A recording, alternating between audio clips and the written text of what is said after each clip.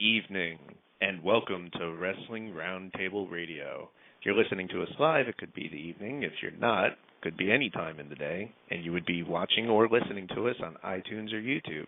However, live here on blogtalkradio.com/Wrestling Roundtable. The number is 347-857-4647. We want to hear your thoughts and or questions on all the latest going on in mixed martial arts and professional wrestling, and there is quite a lot.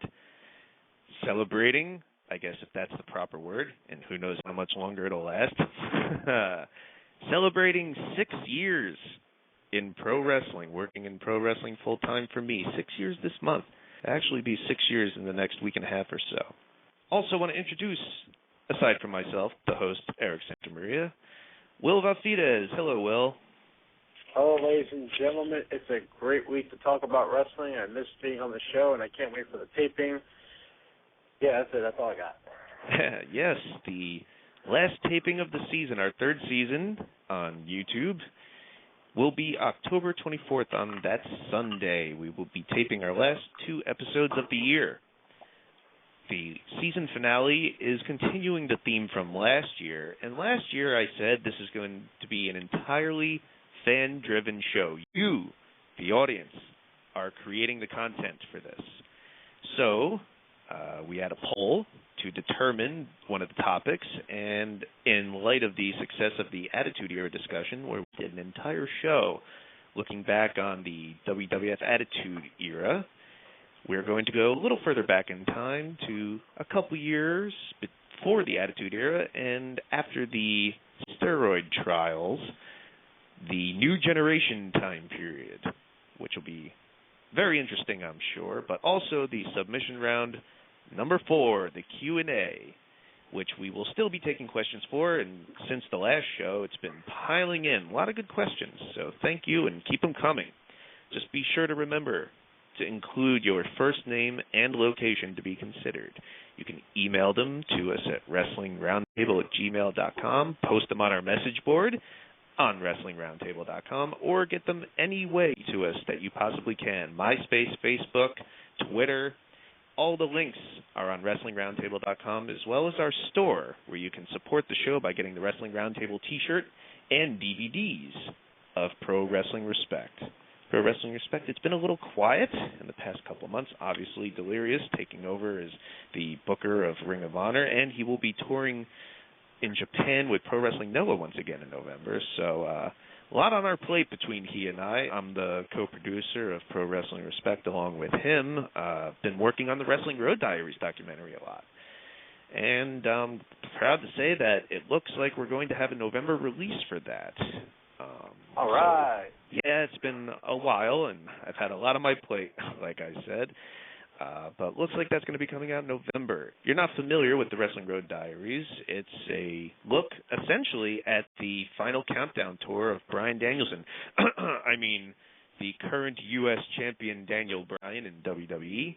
His last week and a half or so on the independent scene with Ring of Honor, Chikara, AIW, and more, along with Colt Cabana and Sal Rinauro, and featuring many others, including Bret Hart, Petey Williams, and many more.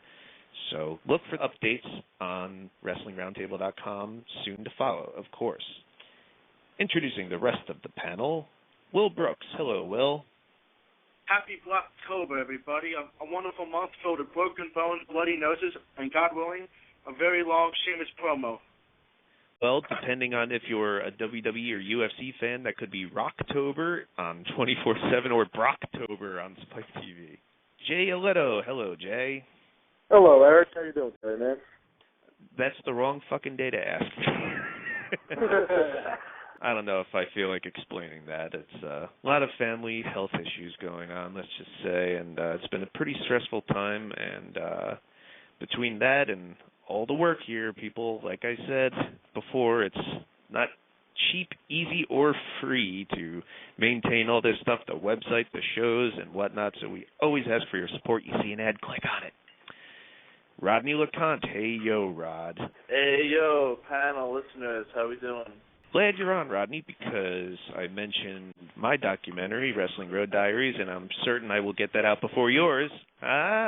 But glad you're on because, speaking of your documentary, The Grappling Kings, wanted to ask how your shooting went the other weekend. You were at the International BJJ Federation's Pan Jiu-Jitsu No-Gi Championship in New York. How'd that go?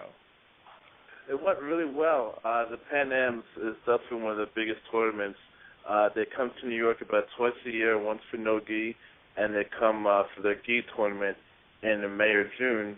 And it's something that I really wanted to be a part of my movie, and it went pretty good. You really saw some high-level grappling, a lot of high-level guys on there. You have to be at least a blue belt to compete in this, so you know that every guy in there is really legit. And it was just really interesting to watch. The whole tournament, I don't know, there were some people that really, I wouldn't say some, I guess a lot of people are really arguing with the rest the whole time because they had a lot of different rules. They're really different from other tournaments like Naga and Grappler's Quest, Abu Dhabi, as far as what's legal, what's not legal. But, I mean, other than that, I thought it was a really great shoot. All those tournaments you listed are all featured in your documentary. That would be Grappler's Quest, Abu Dhabi, which we shot in, I believe, West Orange, up in North Jersey, and Naga, and much more, including the Gracie Jiu-Jitsu School in New York. And I'm real excited about the documentary once it gets done. Hopefully you use a Mac, and it will. And now his computer. People really ask me what's going on with Grappling Kings, whether it's Facebook or my family or whatever. I've had 2 computer meltdowns, then I've been backed up getting videography work, working on the Dockers commercial, put me back a little bit. But, once all that gets out of the way, Grappling Kings will be out before you know it. It's funny you said how backed up you were, which is pretty much what I said. Matrix 3 is coming up on October 29th, a Friday in South Philadelphia, and I helped with the first 2 Matrix shows in the arena, former ECW arena, now it's just the arena in Philadelphia, and great MMA shows, like I said on the last show, but under a different production team, I believe, this time, and they were looking for someone to edit it, and I could not find anybody. You, me, other people, we're all busy. I know, it's tough. And, between all this, we work full-time, and after training, I get home, it's like 9 o'clock at night, so tonight was actually the first time in like 2 weeks I actually got to cook dinner. Right. So, and like I said, people, this is all fitting in between having a full-time job and having some semblance of a life. So we need your support. And if you're going to shop for anything off of Amazon.com, please do it through our store, available at WrestlingRoundtable.com. So check that out. But getting down to the nitty-gritty, starting off with mixed martial arts, WEC 51 with the, at least to me, much-anticipated featherweight championship bout with Jose Aldo and Manny Gambirian. But before that, big grudge match with lightweight Donald Cerrone defeating Jamie Varner in a unanimous decision. Really no other way to look at it, is there, Rodney? That was a pretty one-sided fight. Yeah, Jamie Varner really couldn't use his wrestling. Donald Cerrone is really good. He was actually the one taking Varner down, and I think he was faster on the feet. He's a better all-around fighter. And, even though it was a very good fight, it was an entertaining fight, but Donald Cerrone really just showed that he was a superior fighter. And they're already talking about, let's have a rubber match, but he going any other way than Donald Cerrone getting his hand raised. Like you were saying, I don't know if that would even warrant a rubber match considering how one-sided it was. What do you think, Will Brooks? Anytime you out-wrestle a wrestler, you're going to get your name out there. And I definitely think Cerrone did that. A rubber match, really, it'd be like seeing a Brock Lesnar and Frank Mir 3. I really don't care to see it. I don't care. I know Brock's the better fighter. And I know Frank Mir got lucky the first time, so what's the point of the third match? There is no point. The main event, featherweight Jose Aldo, one of my favorites, defeating the Anvil, Manny Gambirian. He struck the shit out of Gambirian. Where do you see Jose Aldo's pound-for-pound rankings coming up? Because in these fantasy rankings that don't really exist outside of people's minds, people were talking about him and asking Dana White about that after this show. Where do you think Jose Aldo ranks, Rodney? Right now, he's got to be top 3, top 4. Beating Mike Brown, he's beating Uriah Faber, and beating Manny Gambirian in dominant fashion. They're one-sided fights. What he does on the feet is just amazing. I mean, he really could have finished Uriah Faber, but he pretty much toured with them in his hometown for 5 rounds. And I think if this guy moves up or down a weight class, he could do the same thing. I mean, that's what really makes a pound-for-pound fighter. I mean, Anderson Silva, you saw what he could do at 205. I think if he moved down to 170, he could have that same success with the top guys in that division. I think Jose Aldo is the same story. He moves down. I think he has a very good chance of beating Dominic Cruz. He moves up. I think he beats Ben Henderson. And, this kid is young. I think he's like 22, 23 years old. In 3 years, we might see him move up to 155 and he goes to the UFC stacked lightweight division. I think it's going to make some very interesting fights. But right now, you have to think of this guy's top 3 or 4 pound for pound. Ed Soares trains both Jose Aldo and Anderson Silva. That's kind of like when Bobby Heenan managed both Andre the Giant and King Kong Bundy, isn't it? Exactly. Or maybe not at all. Yeah, that's his whole camp crew of guys. It's just really running the show right now. We will be taking your calls in a little bit, 347-857-4647. But moving on to the Strikeforce Diaz versus Noon show on on Showtime. Sarah Kaufman was the undefeated women's welterweight champion up until the 3rd round of her fight this past Saturday when Marlos Conan made her tap out to an armbar. Do you think Sarah Kaufman's star got detoured before it even rose, Rodney? Well, before I get on that, Miesha Tate is hotter than Gina Carano. When they showed her in the crowd, I was like, holy fucking shit. She looks a lot different when she's not fighting. They should definitely push her as their next Gina. But back to Sarah Kaufman. No, I don't think the star was really derailed. I mean, she really didn't get dominated. She got caught in an armbar against a very good submission specialist. The majority of Marlos Cunos' wins have come via armbar. And Sarah Kaufman said it in the post-fight interview. She just got careless. She felt that Marlos Conan was maybe getting weaker, so I think she just really went in for the kill. And then you leave your arms out with the submission specialist, you're bound to get an arm broken. But, hey, she's 12-1. I think she has a lot more potential, and I think she wins the next fight or whoever Strikeforce puts against her. And this is a girl who dropped down from 145 to fight her, so I really don't think it's derailing for her at all. Okay, well, but the reason I ask that, though, is we all know, whether it's pro wrestling or mixed martial arts, how important, once you become undefeated in those numbers, it is to maintain that for star power, because Fedor was undefeated. Aside from that, I think there should be an asterisk next to that first loss. But he was essentially undefeated for the better part of this past decade, and now with one loss, no one's fucking talking about him at all. And Sarah Kaufman didn't even get on one of these big shows up until recently. She was on the Challenger shows. And I believe this might have been her first real appearance in this time period where they still haven't really pushed anyone to fill that Gina Carano spot as the hot portion of the women's MMA division, like you were saying. I don't know. I guess she still has some shot, doesn't she? Yeah, with undefeated fighters, sometimes you really want to see how they bounce back from their undefeated streak. Most of the popular fighters, how many are really, undefeated? We just talked about Jose Aldo, and he has a loss on his record. We saw what happened with GSP. He lost to Matt Hughes and Matt Serra after his loss to Matt Serra. Oh, he never lost to Matt Serra. That never happened. Yeah, exactly. Yeah, that's like the rape in your childhood from your uncle. You just put it out of your mind. It never happened. Yeah, but yeah, it's really, I think people could be very intrigued. I think Strikeforce really should push her even more now to see how she bounces back from that loss and really focus on her venture back to the title. I think that would be an intriguing story. And maybe sometime in 2011 have a rematch between the two if they, have some wins. I think the Demon just disagreed with you, whatever the fuck that was. Oh, what that was.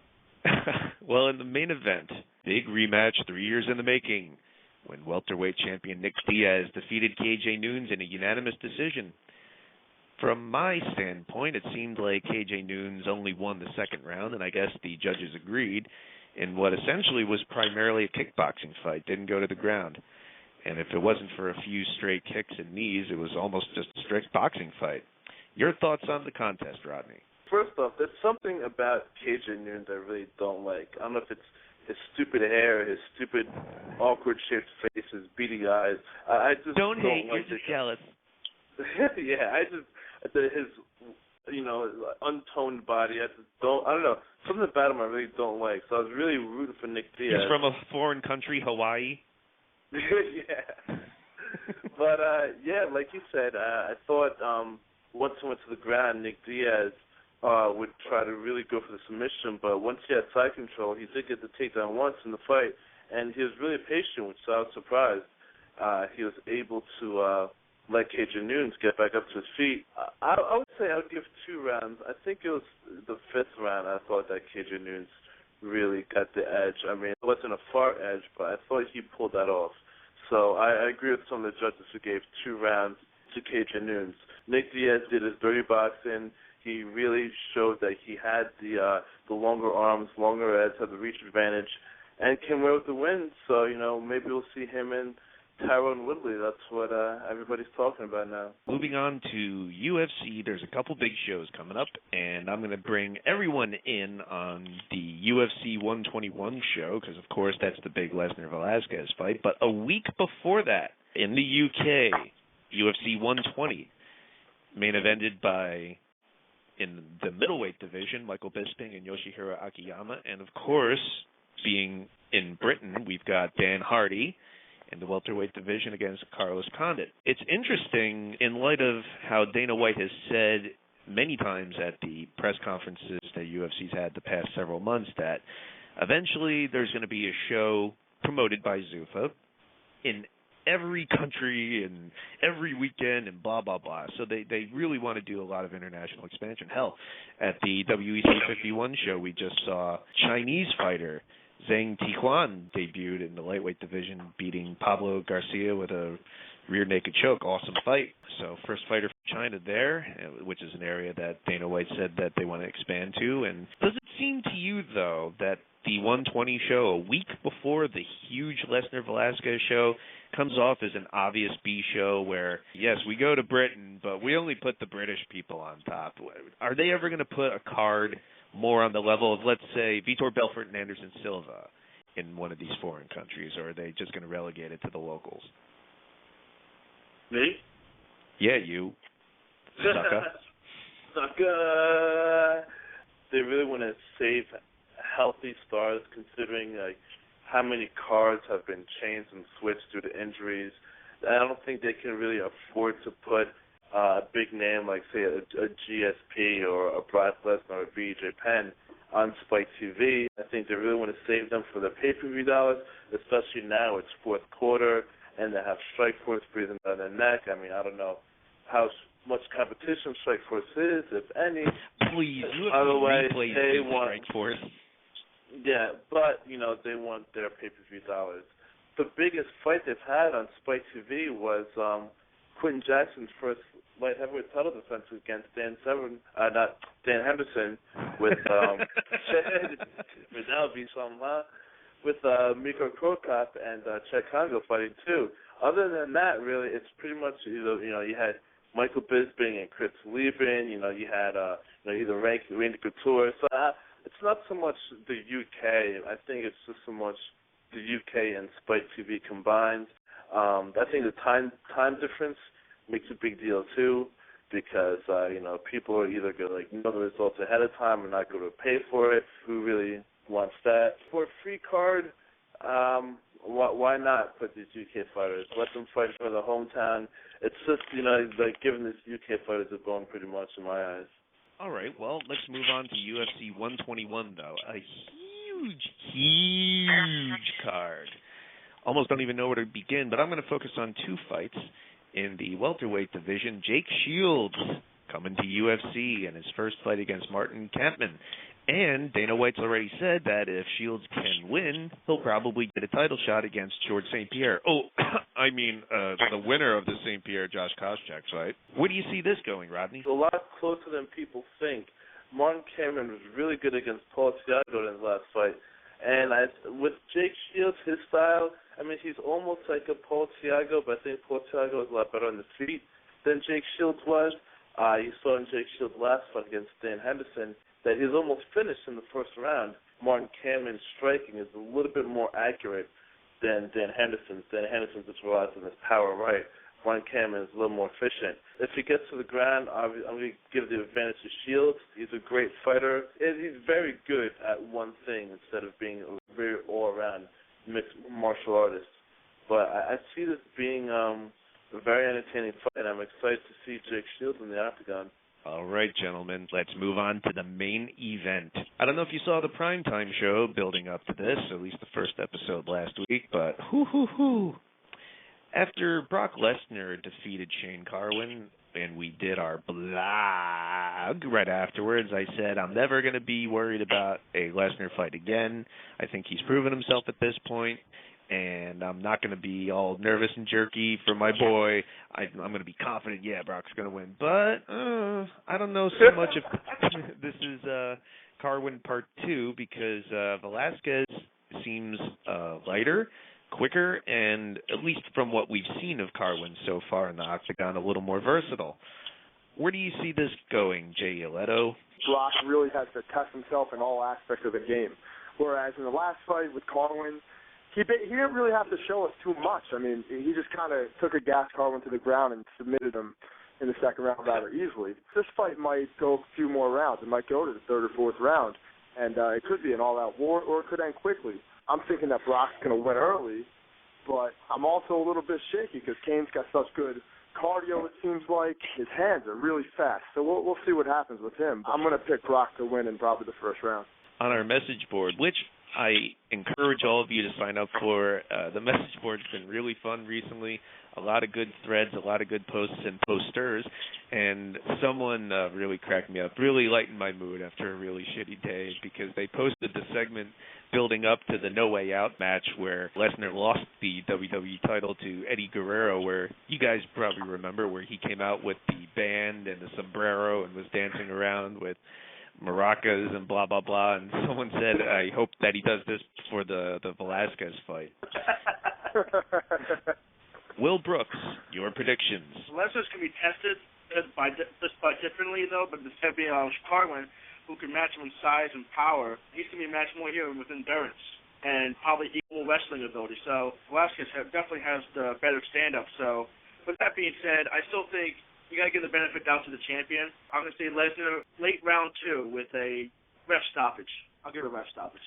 Let's also remember that it's been reported that Paul Heyman will accompany Brock Lesnar to the cage. Last time Brock was defending his title in a big fight like this, Paul Heyman turned on him. Maybe he's going to help Cain Velasquez defeat Brock Lesnar this time and become Velasquez's new agent. Will Vafides, your predictions for Lesnar Velasquez. Well, one thing I wanted to bring up first was about something about 120. It's in England, so it's very hard to get buy rates for that.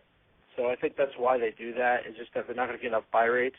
As far as Lesnar and Vasquez goes, this one could be a unanimous decision. I don't know if Lesnar can put him away. Carlin was more of a striker than a ground guy. This one's going to be a little bit tougher for him. I'm still going to pick Lesnar, but I think he's going to win unanimous decision. This might go all 5 rounds.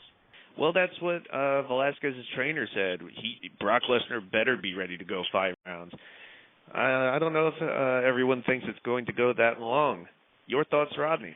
Well, Velasquez is, without that, the best guy that Lesnar has faced to date. And Lesnar, vice versa, is the best guy that Velasquez has faced to date.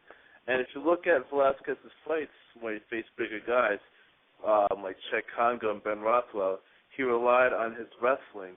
Now, he's not going to be able to do that against Lesnar. He was able to take Chet Congo down pretty easily and Ben Rothwell pretty easily. Against Lesnar, he's going to have to find another plan. I really don't see him taking Lesnar down unless he really gasses Lesnar out and brings him into, the third or fourth round. On the other hand, I think it's very possible for Lesnar to take down Velasquez and use that ground and pound. Velasquez has shown a great chin, but he's shown that he can be hurt too. If Chet Congo just had a smarter game plan and had takedown defense, he could have given Cain Velasquez his first loss back in UFC in Germany. I see Lesnar finishing this second or third round on the ground.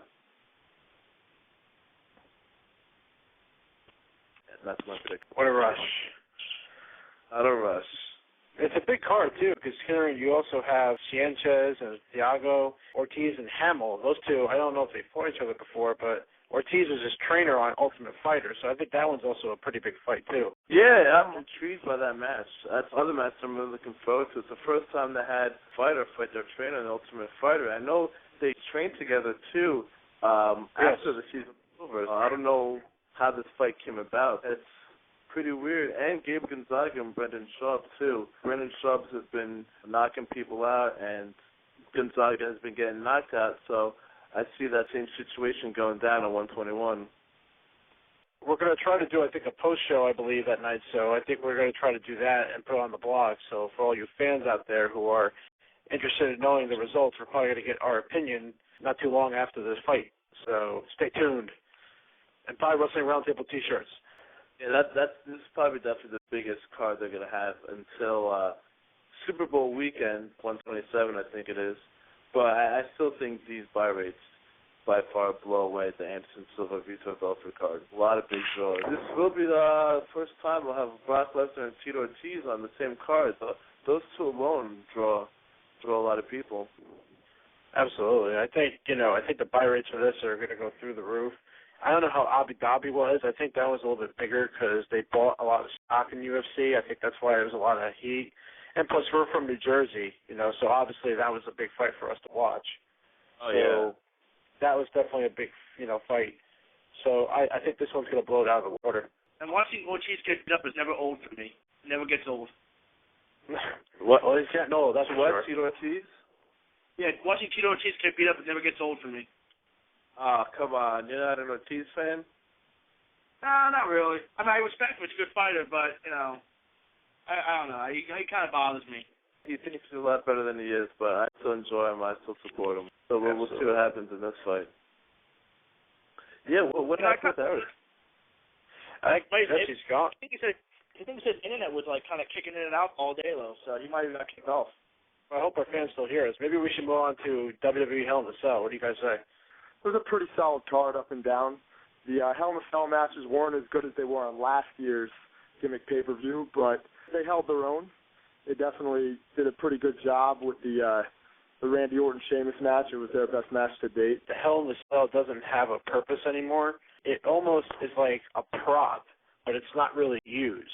When I was watching it, and they brought the stairs in the ring, which I thought was a really good idea because they used other elements in the ring. They didn't use the cage a lot. There wasn't a lot of climbing. There's not a lot. So the point of the Hell in a Cell is you can't compare it now to the other Hell in a Cells due to the fact that they really don't use it. The Undertaker-Kane match used it because of its history. Sheamus and Orton used it vaguely, but they used other tools around the ring to help them out. And that was the best match on the card anyway. And he took one heck of an RKO on those stairs, too, which was pretty good. Sheamus is actually really looking real good, right, Will Brooks? Oh, yeah, he looks great. Yeah, whatever. Yeah. And also, you can't forget the U.S. title match looked really good as well. And, of course, when Cena actually had to join Nexus, which is probably the biggest story that came out of that. That turned out to be okay, like the whole Cena versus joining Nexus, but I didn't like the promo he gave the next night on Raw where he said the WF was his whole life as they're advertising his new DVD during the commercial breaks.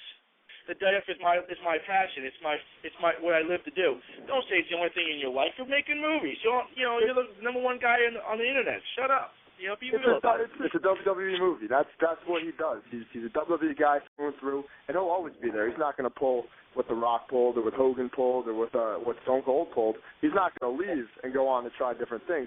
He's going to stay there through it all. I didn't mind the angle. I thought they did it pretty well. It was funny with the NXT Season 2 guys, Husky Harris and Mike McGillicuddy coming out, because you really couldn't tell it was them at the pay-per-view, but you kind of had an idea something was up with those guys. It's an interesting storyline. It kind of reminds me of a storyline that they create for, SmackDown versus Raw or something like that, But it's definitely something different, and I'm curious to see where it goes. Whoa, Ayo, I'm back. Oh, there he is. The pirates were going up as soon as I started talking. As I was warning everyone beforehand, and I guess I should have done it here, there's been a lot of problems in my area with the service for fucking everything. The phone, the internet, it's all, of course, connected to the same thing, so when one goes out, all of it goes out, and I need both to run the show. So I was trying to get back in, and what was going on? The show's over. We went through everything.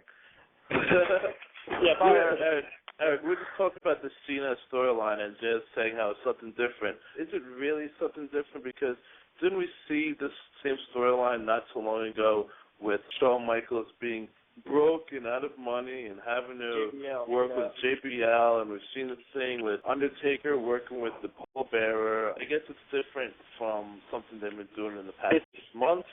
But I mean, it's not really a storyline that's really going to keep me tuned in to see what's really going to happen next. I mean, I'm going to give Cena credit because I did catch the end of Raw, and the way he's really playing this off has been really good, and he's really doing his part to the best he can.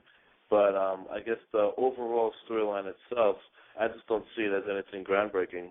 I just hope the blow-off's good at the end, where he, kicks the shit out of Wade Barrett. I just hope the blow-off is good. The storyline is something different. It's the headlining part of Raw. It's what is being built around right now because Cena has to play in a heel role in a way, but he still gets a good crowd reaction and support from his fans. I think he should start turning a little more heelish. What's going to end up happening, he's going to be breaking up the Nexus with inside. That's the whole plan. They should start doing that. He should start trying to help Wade Barrett a little bit more, and he shouldn't be wearing his purple shirts. He should be wearing the Nexus T-shirt. I don't know why he's not wearing that. I know they're trying to sell merch. I get it. But the Nexus T-shirt, he should be wearing that every time he goes to the ring. Let me tell you something. Cena will not turn heel. Cena, the way the crowd reacts to him, the merchandise he sells, he is their poster boy. Cena is not turning heel tomorrow at the next pay-per-view of WrestleMania. He is their guy. I mean, as popular as Randy Orton is right now, I don't think he could have the longevity that Cena has. His crowd has been behind him through thick and thin.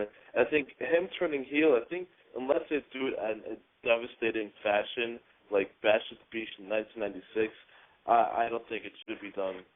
I guess we lost Eric again? I guess we did. Yes.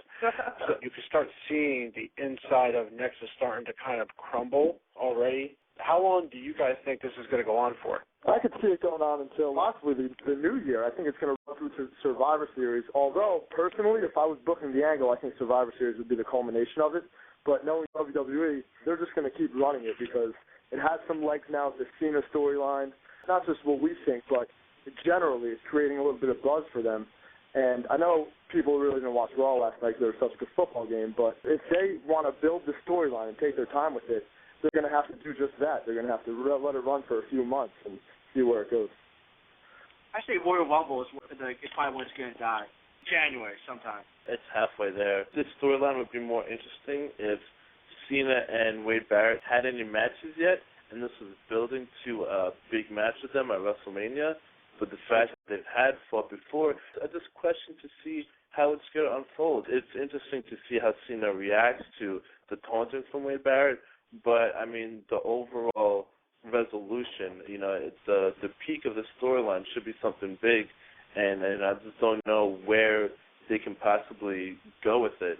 And as far as the Nexus happening, they're already, kicking out members and stuff like that. I mean, they're pretty much only focusing on Wade Barrett. He's the only one really getting any sort of momentum from this. I think it's just going to disintegrate. I don't know if they're going to have a big blow-off, but if they do, it'll be before WrestleMania. Wade Barrett's actually he's actually very, very good on the microphone. They're really building him up. He's looking really strong. He did a very good match with Cena, and now he's going to have a match with Orton, with Cena in his corner.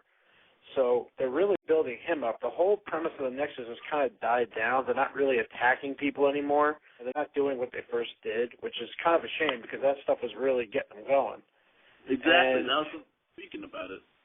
That's the thing that I think that's been failing is they haven't actually been attacking people from the back or from behind, or like when they used to surround the ring. That was such a great idea because it shows their dominance as a group, and they haven't been doing that much lately. And I think they need to start getting with that. And I think Cena has to be one of the people that does that. Even though he doesn't want to do it, he has to. And that's one thing they got to start doing, I think, a little bit more, is making him, again, look more like a heel. I'm sure Survivor Series he'll get that role. There's obviously going to be a Nexus for somebody. The only problem was, like, the biggest problem I found with Nexus, Nexus, besides Wade Barrett, if you didn't watch NXT or, like, if you don't watch it on a regular basis, you wouldn't have no idea what anybody else is. They haven't had, like, their own kind of matches on the side, really, except, like, one or two there, here and there. You know, they haven't had, like, that a tag team go after the title or somebody go after, you know, Daniel Bryan or whatever, you know? It seems like it's Wade Barrett and his lackeys. The other thing that really hurt Nexus was the fact that they lost Skip Sheffield to injury and they lost Michael Tarver to injury. And when you lose two guys who are at the beginning of the storyline, that completely disintegrates it. You can't just take McGillicuddy and Husky Harris and plug them in. It really doesn't work out that way. But even though they're not officially members of Nexus, I'm sure they're going to get in next week with the main event stipulation on Raw. I think they were supposed to be like they were tag team until he got injured. I think. Otunga. Well, I think Justin Gabriel is probably the other guy that's getting over. He has that splash, which is phenomenal. So he's pretty significant. He's probably the second guy that I would go to. Then I would say Otunga. They're giving Otunga the role now to actually be the anti what Barrett's doing. He's trying to come up with his own little game plan, which is not getting over, which will probably split him up. Barrett's good on the mic. I think Otunga's good on the mic. Gabriel is a very good high flyer. I think him and Bryan Danielson would have some good matches. A faction that lasts is strong for at least a year. Because, you know, you think about wrestling when we grew up, you know, you had the Heenan family and all these other factions. They were around for, a good amount of time. Now it's like factions come like in and out. They're in June and they're out by December, and like by the next year nobody even remembers them. I would like to see a strong faction. Legacy almost lasted a year. I wouldn't even call them a stable. It was like a triple threat. I mean, they were around for about at least 8 months, 9 months. The only last stable I see was significant that I remember was Main Event Mafia because it made sense. They were heavyweight champions at one point, and they got together and formed this group, which kind of was a stable. Legacy felt like more like a tag team than they did look like a stable. A stable to me is considering 4 people or more. What about the triple threat from ECW? Come on, man. No, it's good. That was a faction. But over the weekend, TNA decided to do, I guess, Main Event Mafia Part 2, NWO Part 500. Wow. It's bad enough that they have AJ Styles as a heel, but now Jeff Hardy, it's just the whole dynamic with him and Bischoff and Hogan and Jared. The first match was the Motor City Machine Guns against Generation Me. It was a great match. That match was phenomenal. If anybody gets a chance, watch the Motor City Machine Guns versus Generation Me. It was a phenomenal match. It's a high spot match, but it's a phenomenal match. And then you had Tara won the Knockouts Championship, and then of course she just lost it this week. Spoiler. And then Fuck Cablevision. That is my message. IO Digital Cable can suck my dick. Well, I'm back. Who knows for how long? And Lawrence, you're on. Hey, Eric, what's going on? How you doing? Again, second time in the show, wrong time to ask Pat. Everybody's been I've been listening. I'm driving in my car, coming home from a rehearsal, and everybody's been holding down the fort and managing the show. Awesome job, Rob and Will. They do a good job, Eric, I promise. I'm a big judge of this kind of stuff, and they did a great job. So Don't forget Jay. And Jay also. Unfortunately, because I'm in control of the digital switchboard here on the internet, we've lost all our callers. Oh, well, you got my voice. I briefly wanted to touch on the Cena angle. Everybody mentioned a lot of the different elements of that storyline. We talked about 2 weeks ago about the continuity writer or the continuity team that they hired to handle issues of storyline continuity. And this Cena Nexus storyline is one of the biggest glaring errors in continuity, even for WWE. You got Cena, who's everybody mentioned, the big babyface, the infallible Superman character, who is cowering before an anonymous computer threatening to fire him. Whereas Edge, who established as a heel only a week before, was beating up the computer, completely unafraid of the computer's wrath. And you've got Cena, who's not been afraid of almost anything in the last 5 years, basically cowering before an anonymous character and worried about his career, which actually makes him much more of a chicken shit heel than any of the guys in the Nexus. And it actually, in the long run, could do a huge damage to the credibility of a character. And that's just my feeling on the way they handled it. I think it's going to actually be a huge detriment to what they want to accomplish with Cena in the storyline, which is to give him this big superhero comeback against Nexus. But he's been doing that for 4 or 5 months now, and now he's afraid that the cartoon laptop is going to fire him. So it seems pretty lack of continuity there from my perspective. Well, do want to apologize to all our callers and listeners for the technical errors. Hopefully we can maintain it from here on. But I guess it was touched upon a little bit, the Jeff Hardy heel turn at Bound for Glory, so I want to mention that a little bit. First of all, I don't know if they're actually calling the group they. Obviously, they are what the they that Abyss was talking about was referring to, and I think it's great because everyone knows they're the ones that make all those movies. They're the ones that call people things. They say they're making blah, blah, blah. So it's cool to see that Hogan, Bischoff, Jarrett, Abyss, and Jeff Hardy are actually running the world. But back to Jeff Hardy's heel turn specifically, what I find interesting about this promotion is just in the past year alone or so, it's almost as if they insist on turning natural and already over baby faces heel. Not just their own with AJ Styles, the obvious one also, Sting the other year, and now Jeff Hardy's turned heel. He's a big merchandise seller for TNA, obviously much lesser to the extent that he was in WWE, but in spite of the fact that you need a chart and a notepad to keep track of who's heel and face in TNA, this Hardy heel turn, if nothing else, has definitely gotten people talking.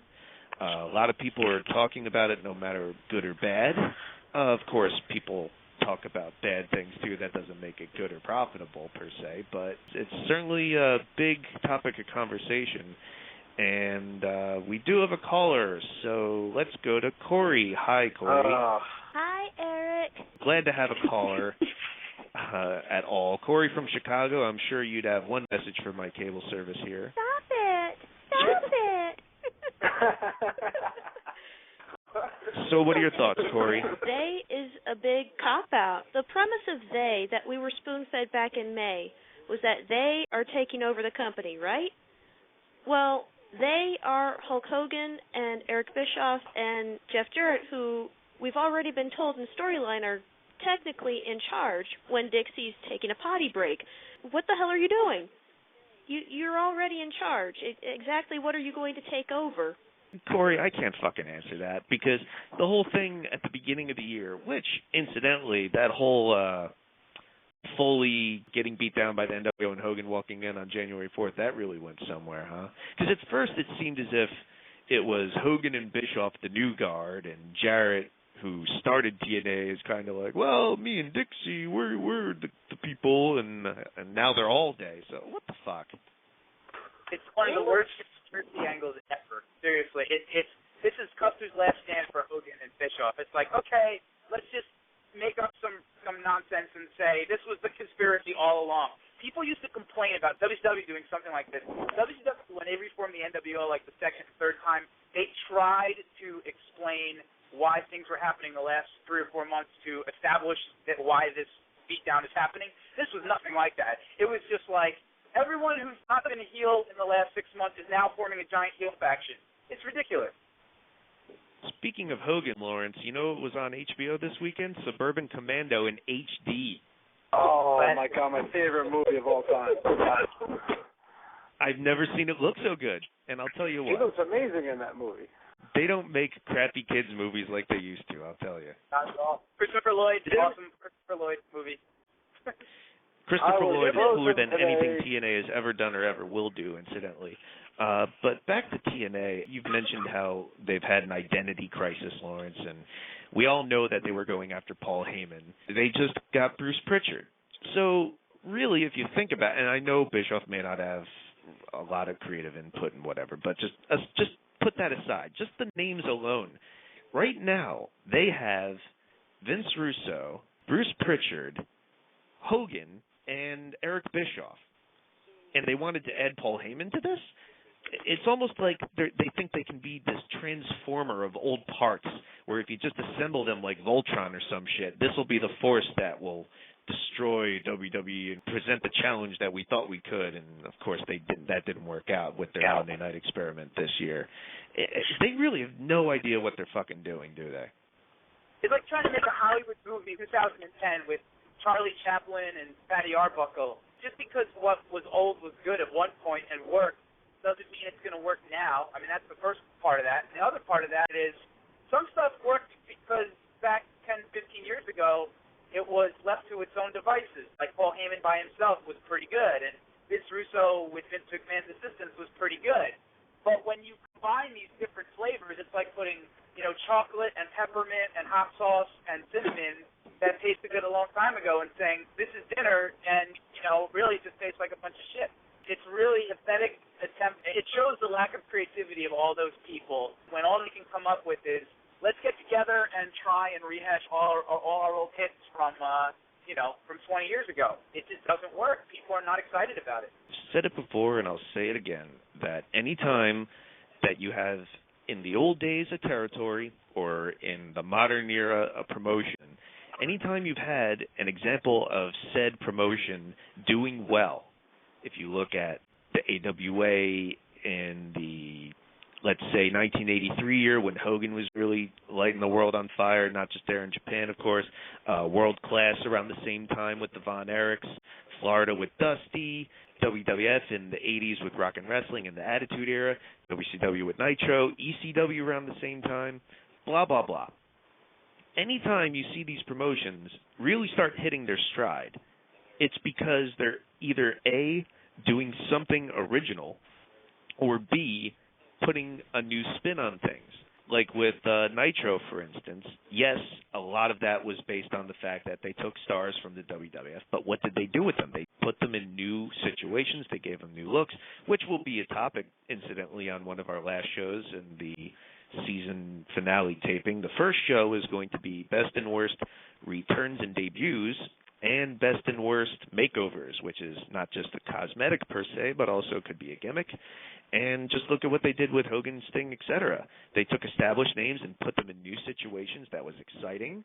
And Hogan may have been old then, but people were into it. You look at the Attitude Era, just a couple years later, they put people in the main event position that weren't there before. And granted, aside from The Rock, it was largely ex-WCW guys, but still, again, putting them in new situations, new looks, new characters. So the idea that you can get all these people who had successes at one point, and let's not forget that all these people that I mentioned between Bischoff, Russo, Heyman, yes, they did have obvious and great successes at one point, but those all ended and didn't end well, I would add. So even though they did have past successes at some point, just trying to recreate that shit ain't going to work. We've harped on the show nonstop about how these young original acts like Samoa Joe, AJ Styles, now Motor City Machine Guns, Beer Money. Okay, let's just look at it as strict ratings. The highest ratings that TNA has ever done were the January 4th show for the Hogan segment, which obviously didn't last, when Sting showed up a couple years ago, which obviously didn't last, but one of the most consistent ratings draws were the Knockouts, and they were original Knockouts. Looking at the Knockouts championship contenders now, I love Mickie James, and I wish I could have said that I've loved her many times by now. But you look at Tara, yes, Victoria, Mickie James, good women's wrestlers. Needless to say, they have established star power, but come on. If you tune into that and you see, it's Mickie James and Tara, Victoria wrestling over for their women's title, well, what about fucking Velvet Sky that everybody loved? What about OVD? They got rid of her. What about Amazing Kong, who was just that? They've gotten rid of most of these women. It's just very sad. Now, I know we're being very judgmental. Not many people like it already, but nothing's happened yet. We can't jump on a storyline just because we don't like it. We have to at least give it a shot, see what they're going to do. To be fair, Will, everyone jumped on the Nexus thing before anything really happened, and everyone loved it already. So I don't know. I guess that was prejudging too, but in a different way. Well, we prejudged it, and I think most people liked it, and it was going well until they kind of got away from what they originally were doing. Hardy's never been a heel before. This is the one thing that might hurt the storyline, is that he is not a great talker, and he has never been a heel. It's going to be very hard for someone like him to be a heel. He can't do those high spot moves anymore because that gets him over. So that's the only thing I'm worried about, it is that Hardy's going to still be the same guy, but he's got to change his style because now, being a heel, you can't be jumping off the top rope like that. Well, why not? Because Rob Van Dam in ECW, at least, didn't exactly got him work out over. where he got. Well, that doesn't mean he wasn't a strong, well, maybe not strong, but at least a good heel character because, yeah, I know I'm talented, I know I'm good. It didn't really work with AJ Styles, but I think Rob Van Dam pulled off the dickhead who knows he's good high flyer gimmick rather well. And if it gets him cheers, so what? Who cares? Yeah, but it turned him. But the problem is Hardy's been a face his entire career. He's never been a bad guy. This is the first time he's been a heel in any role. And this is now going to be their top heel. They took one of their top baby faces and made him heel overnight, especially when this whole storyline didn't really even involve him. He kind of came out of the blue because many people thought it would be Kurt Angle that joined Day or Mr. Anderson, but no one saw Hardy doing it. I don't think many people would have said Hardy's the one that turned. They didn't think that. I don't completely disagree with you, Will. I'm just kind of playing devil's advocate in a way because, let's face it, if you do have someone who can do a great high-flying move, I specifically remember Davey Richards in Ring of Honor. I think he was in the No Remorse Corps at the time a few years ago. He does a shooting star press, and he goes to the top rope, and everyone's expecting it, so everyone gets on their feet, but then he gets down and flips everyone off. Instant heel heat. It was great. But that being said, I don't necessarily disagree that Hardy wouldn't be a good heel that needs to be seen, but we'll see how he can adjust. We're talking about identity and establishing an identity for a company. You mentioned WWF in '83 and the Attitude Era and Nitro and how all these things had an identity and all the characters had an identity. Even with we're saying TNA itself doesn't have an identity. This faction itself doesn't have an identity. Will said you can't judge a storyline based on one night. I think the opposite. I think that tells you everything you need to know. When Steve Austin turned at WrestleMania against The Rock, there was not a lot of, let's see what happens on Raw tomorrow. It was like, what the hell is this? This is ridiculous. It makes no sense. There's no way you can explain it. And they never established a new identity for Austin to be a heel. The opposite of that was when Hogan turned at Bash at the Beach. They immediately, the night of the turn, they established a new identity. His voice and the way he emoted and articulated things completely changed. The way his attitude was, his identity was completely different. Now, let's look at this storyline. You throw a bunch of guys out there. They don't show a new attitude, a new identity, to coin a term. Jeff Hardy is just acting like the drugged-up Jeff Hardy he always acts like, getting dragged around there by Bischoff and Hogan, holding him up quite literally. And Jeff Jarrett is the same old Jeff Jarrett we've always seen. And Abyss is the same Abyss we've always seen. They're just together now as part of some nonsensical conspiracy. So it ends up being a bunch of people who have established identities not creating a new identity. Now, simple thing. Somebody mentioned Mr. Anderson. If they had made him their guy, their benchmark or whatever, he won the title and he was with them the whole time, that would have been great because you got a new guy that is going to probably be with the company a long time, who has a brash, cocky attitude, who you could see with people like Hogan and with a guy with muscle like Abyss to back him up. That would have been new, unique, and had an immediate identity. This has no identity, and it's probably going to fall right on its butt because you don't know what it is or what it's all about. If this does not get them over, this is probably going to be it. And again, you're right. It makes a lot of sense because he has the attitude that would probably fit what Abyss was actually explaining. So, and yes, it would have established a new heel star. And the biggest problem too is that they got Fortune, they got EV2, they got 3 different stables now, featuring how many people of the Federation? It's a lot of different mixes, and it's hard to determine, is Fortune a bigger heel or is this They group going to be the bigger heel? and you don't know. You can't have two heel factions. It doesn't work. Look at corporate ministry. Look what happened to that. Well, Will, I think if you read the taping spoilers, I think they already put them together in some capacity. So expect Hogan to do what he always does and completely absolve Ric Flair's heat in one instance, which he's done already with this angle. If your theory was you can't judge it by one night, fine. I'll agree with you there, but they already screwed it up on the second night. I wanted to wait and watch and see what they did, and then I'll form my opinion. With Jeff Hardy turning heel, the same thing with AJ Styles turning heel, how they're taking natural baby faces and kind of forcing people to boo them when they really don't want to, and it really doesn't work. Like, you don't. Yeah, and let's keep in mind, if they're going to do that, just having Hardy associated with other heels is not enough. He's got to do something himself. Yeah, and I agree, Mr. Anderson would have been a better choice, even though I hate him more than I hate waking up early. But I mean, if you get Bill, if you get Hasbro, have him. Will, you said give it a chance, but with TNA, I mean, what do we expect? I think it's going to be the same story. And they have all these guys, like you said, Eric, they have all these guys. Like, with TNA, you take situations where Hogan, Rob Van Dam, Ric Flair, Jeff Hardy have been in the ring. You have all those guys in the ring. You have TNA Impact. You take those same guys next week, you put them on Raw, you have a WWF moment right there.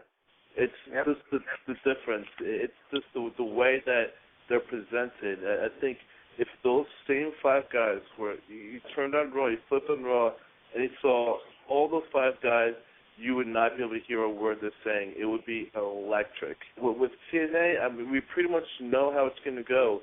Everyone's saying, oh, they're going to take over. I mean, take over what? Like showing Dixie Carter in the crowd saying, oh, my God, what's going to happen now? That's really not going to make me worry. I mean, it's different when the NWO first forms, like, holy fucking shit. The stage is also important, too, because, like we talked about on the show, if Macho Man came back to wrestling tomorrow, if it happened in TNA, which it has, big deal. But if it was Raw, it would be. Exactly. It's really all about the stage, and it's all about the presentation, too. I mean, just having Jeff Jarrett and Vista casually walk down and celebrate, it's another TNA angle that I think is just going to come and go, and no one's going to remember it in 6 months. As far as strict alliances go, let's stop here and think, because I can't wrap my head around the fact that Hulk Hogan's aligned himself with Jeff Hardy. What the fuck? Desperate times call for desperate. They're two very desperate people. they're all they have with other legal trouble.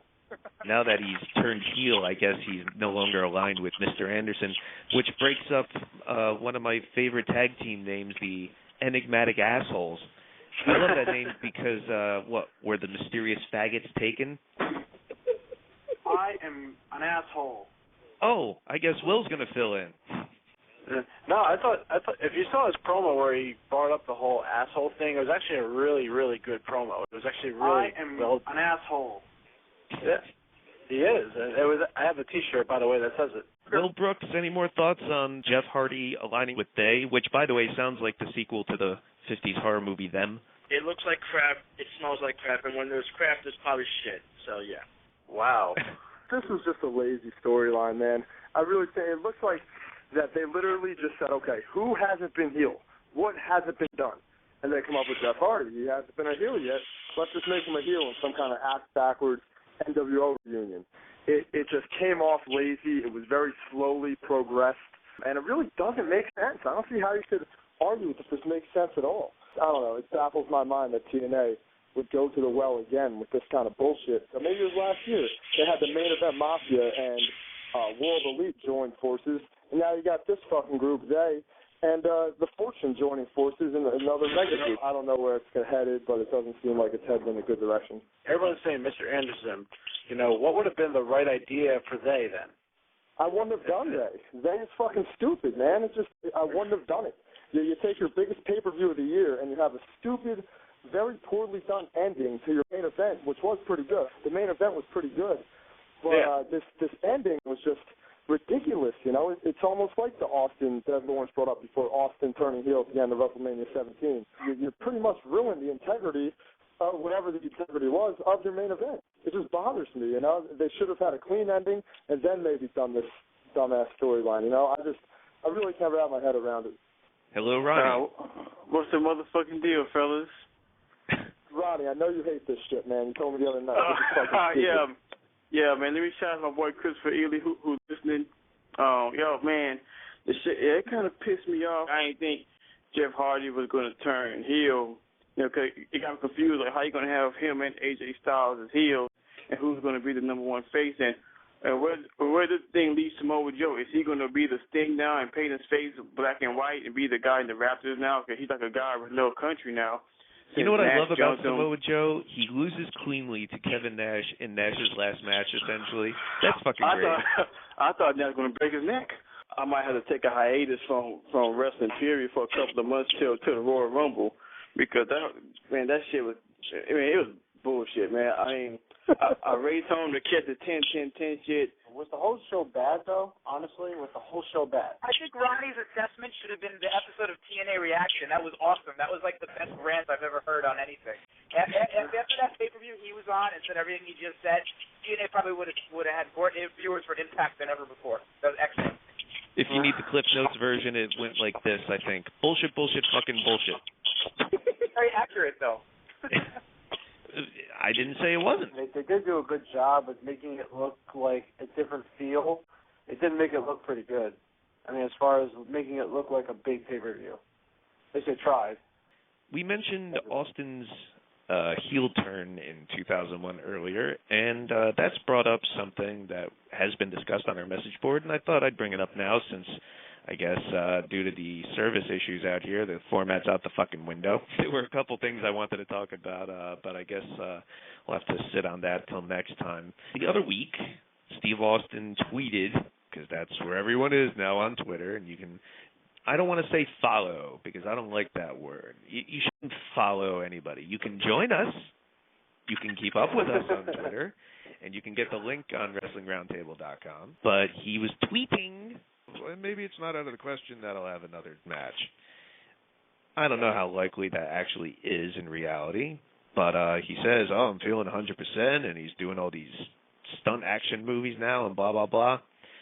If Austin was to come back for one more match, let's say next year at WrestleMania, who would you want it to be against? Now, some people have suggested The Undertaker, and being that if Austin had his way, I think he would have feuded with The Undertaker until the end of time. I guess that if Undertaker was going to have his one last match, Austin would definitely be up for it, and I would not be particularly interested. How about Randy Orton? What do you guys think about maybe if Austin came back and we had the Viper versus the Rattlesnake? I think that would be the one I would suggest, just because of their characters and the way they are. They kind of have almost the same finisher. You know, I think that if there was a way to get Orton over really big, was to beat Austin at WrestleMania, because that would establish him as the guy. You know, that would be my match. Well, first with Orton, I don't think the crowd would cheer somebody against Austin. Gee, you think? Yeah, so I don't know how over it'll, I guess, put Orton, and we kind of had something similar to that in 2003 with Orton winning that Survivor Series and Austin, Austin's team winning and Austin getting fired, blah, blah, blah. But, I mean, why not Cena? I mean, we haven't seen really Cena face any of the Attitude Era guys that only three matches that he's faced Shawn Michaels and Triple H. That's he's faced Shawn Michaels and Triple H. That's for all time. That's like The Rock and Austin and Goldberg. The dream matches that people want to see. So if Austin's going to come back, you might as well officially pass the torch to your current biggest star. I don't know who I'd want Austin to face. I haven't thought about Austin fighting forever. Randy Orton would be kind of cool. But if you pass the torch to him, how much more torch can you pass the guy? I mean, he's been, 7-time champion, and he to me, like, he hasn't had to prove anything since he beat Mick Foley in a hardcore match. Since then, I really haven't felt he hasn't had to prove anything to anybody. But, I could be wrong, but that's just my opinion. It took him years to prove that he could be a babyface in the main event. Their careers, if you look at their careers, a lot of similarities. They're in two different eras, but, they both were in stables. Austin being in the Dangerous Alliance, with Orton being in Evolution with Ric Flair and Triple H. They both kind of got built up. Austin beat women, Orton shit in their bags. Exactly. That's the next thing I was going to get at. Their careers kind of paralleled in certain ways in different eras, and now that they both have similar, I don't know about gimmicks, but nicknames, finishers. Orton just got over. He was a heel, and the fans basically made him a babyface, a la Austin. I think that would be the way to go. I think it would get over huge. A Cena match would be interesting as well, though. But if I was personally making a decision, I'd take Randy Orton. That's interesting because I go the opposite way, because to me, if there was one more Austin Dream match, obviously it's out of the question for Hogan now, because Hogan could barely fucking walk. And even in 2010, if he was physically able, there might be some interest in it. But since that's out the window, since I don't like Randy Orton, I would be interested in the fight if he came back to fight Austin, but I wouldn't be, as a fan, I guess, emotionally invested in it. You may remember, Lawrence, years ago, my nickname for Randy Orton was Stupid. Why did that change? Well, wouldn't it still be stupid? I guess I just stopped caring that much. As much as I'd be kind of interested in the Orton-Austin match, because regardless of how I feel about Randy Orton, he has made a name for himself in the main event scene since his failed run, as I mentioned, in 2005. Maybe not his own fault per se, but the match that I'd be interested in would be Cena, absolutely. Even if Austin may be limited because of his neck or whatever other injuries stopped him from going all out in 2003, hey, they were able to work matches in the main event around, I think, a worse conditioned Austin in 97 through 98 and 99. I think they could definitely pull something off this time. The finish for the Cena-Austin match, if it was ever going to happen, it would be perfect if we could recreate that blood from a stone shot of him bleeding in a submission hold, except this time he actually taps out to the STFU. What do you think about that, Lawrence? I got a laundry list of reasons why I would pick Cena over Orton. If we're talking about drawing money, you have Cena-Austin. That's a lot sexier to most people than Orton-Austin would ever be. Having the watered-down Austin versus the real Austin is not very exciting and would actually hurt Orton because the fans would be unbelievably behind Austin, and the heat wouldn't be the good type of heat, whereas the fans being all for Austin against Cena is expected. And if Austin puts him over, which he would, it might finally give the fans that still disrespect Cena a little bit of respect. So if we're talking about drawing money, which is what they'd be thinking about, it would be Cena-Austin. If you asked me last year at this time when Orton wasn't the hottest babyface, allegedly the hottest babyface in the company, when everybody really knows it's Cena, if you look at the shop zone, I would have said Cena at that point because Orton was still really nobody. And a year before that, I still would have said Cena. And a year before that, so Orton's little run here that's probably going to end up failing, as it always does, is not enough to convince me I should give my one opportunity for a last Austin match up to him over Cena, who, again, has proven to be the biggest star in the company for years and years. And this whole argument of how much can you pass the torch to him, the answer is not enough. When Hogan was the man for a long time and beat everybody. When San Martino was the man, he was the man for 20 years and beat everybody. Cena deserves the same credibility, deserves the same respect, deserves to beat all the top guys. And finally, if we're talking about match quality, Cena brings it every time in the big match. Orton has had his shot in WrestleMania main events. He had his shot against Triple H a couple years ago. The match was putrid. Last year? That terrible triple threat match. Cena brings it every single year, time and time again, whether it's the Great Khali, Umaga, or pretty much anybody. Rob Van Dam in front of a crowd that's ready to rip his head off. Cena is the man. Everybody's got to live with it already. Cena-Austin all the way. It's a license to print money. Why would you want to throw Orton out there and kill your company? Stupid. Let's also not forget, if you're talking about how many times can you pass the torch, when Hogan came back in 2002, he lost to pretty much everybody. Jason in Brooklyn, hello. Hey, how you doing? Glad to be on the air.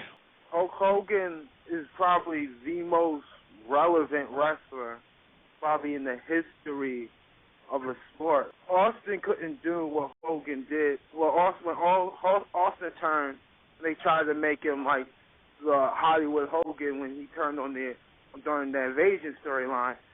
It wasn't compared to what Hogan did with the NWO. Well, all these turns between the Austin one in 2001 and the Hardy one now, they're all trying to recreate that, and none of them have. You can't. The argument why defend Hogan is that it could have been Ondo, it could have been Savage, it could have been, but Snuka, Slaughter, it's all bullshit. It's bullshit because Hogan brought his own charisma, his own spin, and from that you got people Cena and every different incarnations. It's like this in wrestling. If there's one good fit, there's 1,000 copies after that. To be fair, Hogan, Ventura was ripping off Billy Graham long before Hogan was, but when you mentioned all these other people, that's the longest and stupidest argument I always hear. Oh, it could have been anybody. He just got lucky that he got put in that spot. Really, people often cite Jimmy Snuka because he was really over in WWF. I guess in '83 or so before Hogan came back. Really, so if you're going to put the whole train behind Jimmy Snuka, you think he's going to go on Johnny Carson and the Cheerios box and have the vitamins? Really? Because Hogan had the look. He came at the right time. He was the right fit. He was exactly what he was looking for. He did the Rocky movie, did Rocky 3. Vince called him. He was the perfect fit for the perfect age. Just like Austin was the perfect fit for Bill Clinton, carefree, America. He was the perfect fit. It was the perfect time, the perfect look. From that, it never gets old. He's the most relevant wrestler. You can ask anybody around the world who don't watch wrestling who Hulk Hogan is. They'll tell you who Hulk Hogan is. Hulk Hogan, Andre the Giant is probably the two biggest wrestling stars there ever will be. You can't do the same with Austin or maybe Rock now. Because he's been in Hollywood. But, I just don't like how people shit on Hogan.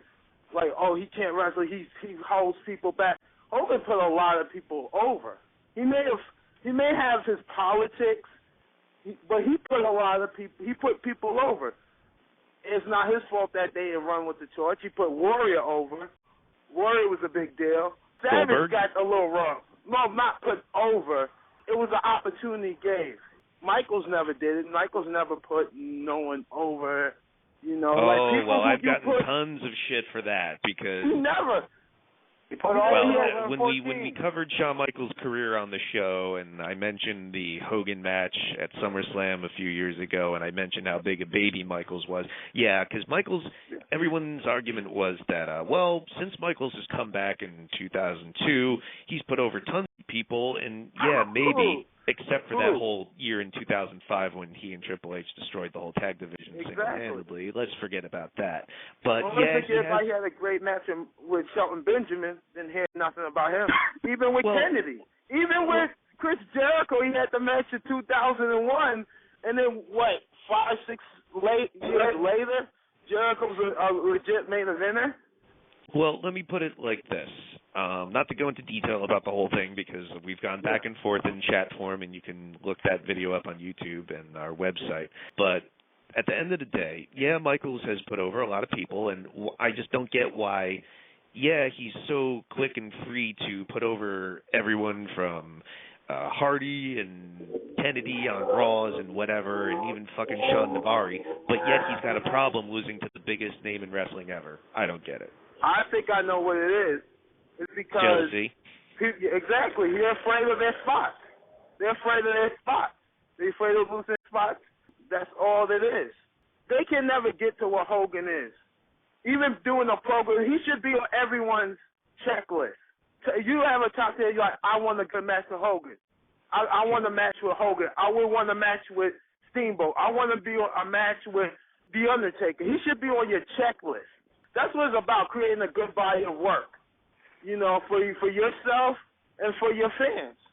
But they ain't thinking about that. Secure their own legacy. Jason, I'm glad someone stuck up for Hogan on the radio show because even on the message board, Graham, who seems to be my doppelganger trying to kill any fun I might have, even he stuck up for Hulk Hogan and said, well, I mean, at least he's shown a lot of commitment. He just had back surgery on Tuesday or so last week, and who knows how many surgeries in a row this is, and he still showed up for the pay-per-view. So even if he's dedicated to crap, he's still dedicated. Speaking of dedicating, I guess last thing here before we wrap up, speaking of all these old names. Seems as if the Hall of Fame coming up at WrestleMania, because it is in Atlanta, the old stomping grounds of Jim Crockett Promotions, the NWA and WCW, and that whole lineage there. And WrestleMania will be at the Georgia Dome, where Goldberg beat Hogan for the title in '98 on Nitro. Looks like they're going for I don't know if it will extend back to the NWA, but they're at least going back for a WCW theme sort of Hall of Fame. And I know that a lot of our fans in this age bracket, let's say, are more privy to the later years of WCW, I guess, from maybe the Monday Night Wars on up. But just thought I'd see what you guys think about some names who you think would be fitting for a WCW-themed Hall of Fame. Bill Goldberg, he has been in a lot of WWE DVDs lately, so it's kind of clear that he's kind of been around a little bit, WWE, as far as getting back off the air, but doing a side project with them. So yeah, he was supposed to have signed some sort of Legends deal with them. I don't know if that fell through or not, but of all the big names that could possibly show up, I think he would be the most likely at this point. Yeah, he would be the top guy I think would put on my list as far as being on that show. And another guy, as much as I would probably hate this, but you also have to consider Lex Luger being one of the guys too. And why would you hate that? Well, it's. I know a lot of people have given him a bad rap, and because of the whole Elizabeth situation and all that. Hey, and beating a woman never stopped anyone from getting in the Hall of Fame. Austin got in and Snuka killed his girlfriend, so why would Luger not get in? Well, I'm just saying, he's gotten kind of a bad rap. I would like to see him again. Snuka allegedly did, just to clear that up. Yeah, allegedly. I would like to see him as well, because, again, we're going with WCW theme here. I think Dean Malenko should also go in the Hall of Fame. He's also, a very talented wrestler. I don't know if Malenko's an easy pick because he's an agent. He's always going to be there, so they could keep him in reserve, so to speak. They always the funny thing about the Hall of Fame is that they structure it like a wrestling match, where they have the opening acts, which is why jobbers like Coco Beware get in there, and then the celebrity appearances like Pete Rose and whatnot, and then they build up to a main event, which is why like Bret Hart is a bigger star than Eddie Guerrero was. So even though Guerrero is dead, Bret Hart goes on last. Why not Kevin Nash, and why not Sting if Sting agrees to it? Well, Sting would be the big one if they could get him, but Nash should definitely main event. Why not? One name I comes off the top of my head that's been kind of forgotten, but in his day he was a huge star and a good wrestler. How about Western Nightmare Ivan Koloff? If you want to go WCW, I think he'd be a nice fit. I think you're thinking of Nikita Koloff, although Ivan Koloff can go in. Oh wow, yeah, I was thinking Nikita. I'm sorry, you're right, Nikita. Well, they did team back in the WCW World Championship Wrestling on presented by the NWA on TBS Saturday night days. I think Ivan Koloff kind of deserves to be in it as well, since we're talking about him. But one name, actually, he wasn't in WCW, but one name I was actually shocked they didn't bring up at all, which was last year when Stu Hart got in. How come Owen Hart didn't get any mention at all? Well, we know why. Yeah, but I was thinking this before the lawsuit, so I was thinking, why not? Why couldn't he get in? I mean, he was a star. Everybody loved him. He was a great wrestler for his day. Not because he isn't going in. Hello, it's because they killed him. That would be the main reason. No. I'm pretty sure it's because of Martha Hart's lawsuit, and until that gets sorted out, who knows what'll happen there. This was before. I'm just talking about why didn't he get in last year with his dad? That's all I was asking. But well, that probably has something to do with it, but even if, let's just, like you're saying, take the lawsuit out of the equation at all, yeah, he should definitely be in. I'm not sure he would get in because I'm not sure he fought long enough, but maybe Magnum TA, he should be up there. I was actually talking with someone about that today, and they said the same thing, but you know what? There are people in the Hall of Fame who didn't accomplish nearly as much as he did in the short amount of time that he was there. Oh, sure. So I think he should easily get in. Even if it's a sympathy induction, I think he would be an easy one to get in. I think he was even in the WCW Hall of Fame when they had that. Goldberg, just because it's Atlanta and it would be really cool to have the class introduced in the Georgia Dome and he comes out in the same building. Oh, yeah, exactly. With the WCW theme, I hope they play. And this is significant, this big title win over Hogan back when title changes meant something and were historic. Another name that I know, Eric, you've been wanting to see come back in some sort of fashion for a long time is Sid. Medusa. No, I don't know. Sid. Why not have Sid? Sid was a big part of WCW. He had two he has decent runs in WWF, so I think he would be a pretty interesting pick to have in the Hall of Fame. I would be all for that. The remaining members of the Four Horsemen that aren't in. You put in Arn Anderson, Barry Windham, Tully Blanchard, J.J. Paul Roma. Pretty Paul. There you go. Even Sid, you put these guys in all in one shot, and I think that would be a pretty big headliner.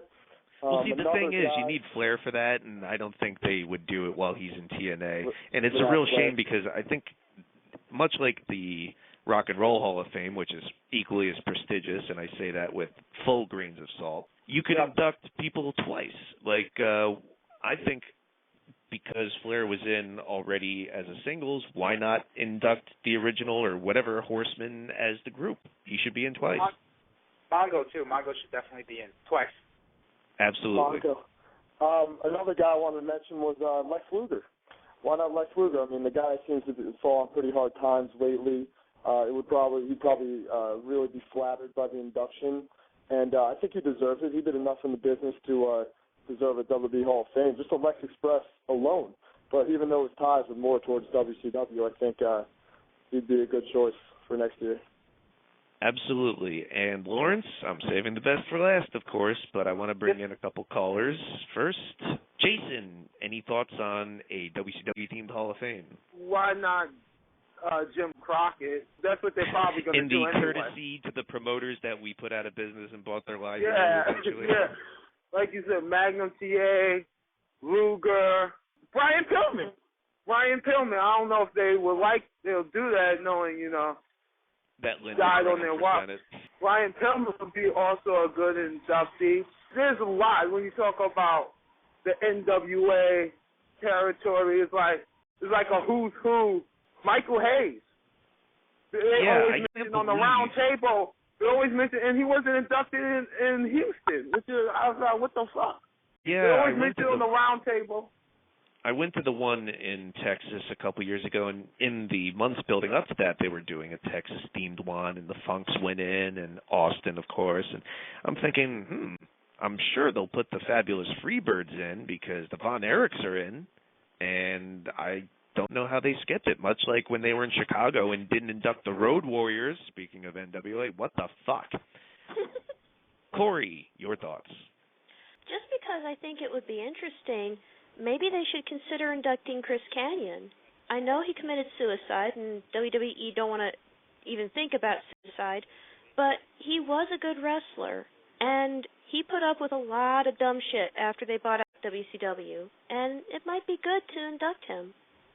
As a PR stunt, you're saying? Well, I love Chris Kanyon, but I don't know if I'd put him in the Hall of Fame. Well, another name that I thought of just now was Raven, because he did do a lot for WCW after he left ECW. Great, just what we need, more of Raven talking. That being said, I'm curious as to when they're going to start, like, let's say an ECW, and I mean the original ECW-themed one. Are they going to go where they'll go all out, where they'll have a year of, like, Paul Heyman, Raven, Sandman, Sabu, Dreamer sort of stuff, and of course those guys being the billionth ECW invasion in TNA or faction. I guess that ain't gonna happen for a while. But yeah, I'm not the hugest Raven fan at the moment. I was back in the day, but that being said, I think he would be a Hall of Fame candidate down the road. Back motherfuckers. Well, Scotty Steiner and Rick Steiner. Absolutely, they should be in, not just because they were awesome. Steiner to shoot on Triple H at the podium. That's right. I want to hear them get a live mic. Big Van Vader. He was pretty good. He come out with the Mastodon helmet. That is a huge one that hasn't been mentioned yet. Yeah, and then he could shoot on Shawn Michaels. I know I'm supposed to be grandpa sometimes and mention everybody that was pre-1996 Nitro era, but some people did that. That doesn't make you grandpa, Lawrence. That just means that we were watching different things. When I put up the name graphics, let's say, I include how long we've been fans, and that's just to give an idea. It doesn't give specifics because you can be a fan of 20 years of pro wrestling, but you only watched one thing. Whereas someone else was a fan of 20 years, but they watched a million other things like Japan and Indies and other channels besides Spike TV or whatever it might be. So everyone brings something different to the table, and that's why I saved you for last. I think you've got the most first-hand experience with the further back WCW and NWA time period. So what do you think? Obviously, you got the Nitro era Goldberg and all that, but I think one person who stands alone for a completely different, unrelated wrestling reason is Ron Simmons. The historical into that and what it really means to people who were fans at that time when that happened, when he won. And who were black? No, I think everybody. I'm kidding, of course. When that happened as a kid, I cried for certain things in wrestling, like Hogan, most emotional Hogan things, like Hogan getting squashed by Earthquake would make me cry as a child. Right. But when Ron Simmons won the championship, I was like, wow, this is special. And I understood it on like a deeper, visceral kind of way, but that means something. And I think if to see him go out there in Atlanta and give a speech about what that meant for those people in the pay-per-view audience, I just think it would be a special moment, and that's completely nothing to do with the NWA Year Hall of Fame. No, and it was a really special moment. You can even feel it just coming through the TV screen or computer monitor, whatever you're watching, when you watch that clip back. It was really special and really awesome, and I think definitely the height of Ron Simmons' career. But specifically about that title win over Vader, who, by the way, when Stan Hansen went in, I thought Vader's a lock-in for sure. Still waiting on Vader. But when Ron Simmons beat him back in '92, a lot of people are saying, I think it's really cynical, although being the conspiracy theorist I am, I'm not just putting it out of my mind, but don't you think it's pretty cynical when you see WCW, let's say, put the belt on Ron Simmons or years later on Booker T, and people are like, well, it was just so the promoters can make it seem like they're not racist, because there was the lawsuit going on at the time with Sonny Ono, and I think Bobby Walker against WCW for being prejudiced, and people are saying Russo did it because it'll look good, and same for Bill Watts, who a lot of people have accused of being racist or whatnot, even though he's done, I think, more for black wrestlers than any promoter ever. Don't you think it's pretty cynical for people to look at it like that? It is cynical because I think it's just a function of the way people look at wrestling, and booking of wrestling is a thing where people write storylines and decide everything. Nothing is random. Everything happens for a reason. Sometimes it's for creative reasons. Sometimes it's because they're looking to make money. Sometimes those things are not exclusive. And sometimes it is because somebody has some devious plan, whether it's to push somebody that's a family member of the promoter or to push somebody. Which Bill Watts did do. So, you know what, cynical or not, it still happened. It's a good thing. But that being said, I want to add my last couple of picks there, which surprised nobody mentioned, but specifically the tag team scene in the 80s in the NWA was as hot as any storyline, any singles wrestler between the Rock and Roll Express and Midnight Express, and my personal favorite, the Road Warriors, the Legion of Doom, a glaring omission from this conversation. All of those guys should go in. I think they should go in as their teams because it'd be cool to do that. For those who watched at the time, like Night of the Skywalkers and all those Rock and Roll Express midnight matches and all the great Jim Cornette. Jim Cornette's another guy.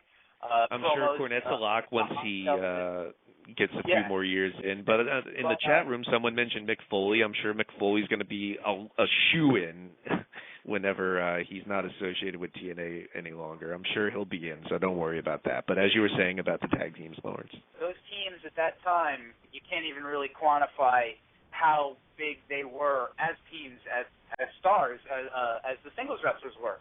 Obviously Dusty Rhodes is in already, and Ric Flair who's in already. Those guys were all stars, but at that time, people like the Legion of Doom with Paul Ellering and Midnight Express with Jim Cornette and the Rock and Roll Express, even Rick Rude and Manny Fernandez, and a lot of those teams drew a lot of money and a lot of people, almost, and in some cases more than the biggest single stars at the time.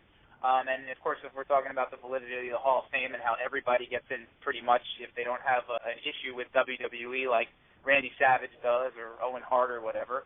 Or Bruno. Or Bruno. Oh, well, that's a whole other conversation. Owen Hart and Bruno and Tillman, that's a whole other conversation. And right. Savage why those guys aren't in. But for the purposes of respecting the NWA, Jim Crockett obviously was mentioned, but I think as far as the wrestlers, the WCW era guys, of course, the Goldbergs and the Nashes and all those folks. I think they'll put in Bischoff eventually, too. Of course, but I think the big NWA ones for me are always going to be Dusty and the Horsemen, Flair, and then right beside those people are the Road Warriors, the Midnights, and the Rock and Roll Express. Those are some big omissions or gaps in the credibility of that Hall of Fame, and I would love to see, particularly for me, Hawk and Animal and Paul Ellering go in. What a rush that would be. It'd be very cool. What a rush. And on that note, I think we're going to be off for the night. I'm going to be working on updating the website. Got a news update, and we're going to have recaps and lots of other things at WrestlingRoundtable.com. So please check that out. Support the show. Subscribe, rate, comment, and share, whether it's on iTunes, Go Fight Live, YouTube, MySpace, Facebook, wherever you're watching or listening to us, like right here on Blog Talk Radio. Please support the show and get a T-shirt or DVD or click an ad, whatever it might be. And please spread the word. Sign up for the newsletter. Sign up for the message board. Participate. Be a part of the community. And thanks for putting up with our technical difficulties tonight. Hopefully we can get that taken care of by the next time we come on the air. So stay tuned on the website for all the updates. And thank you for supporting the show. So for the panel of Will Vafides, Will Brooks, Jay Aletto, Rodney LeConte, Lawrence Haber, and the callers, I'm Eric Santamaria. See you next time.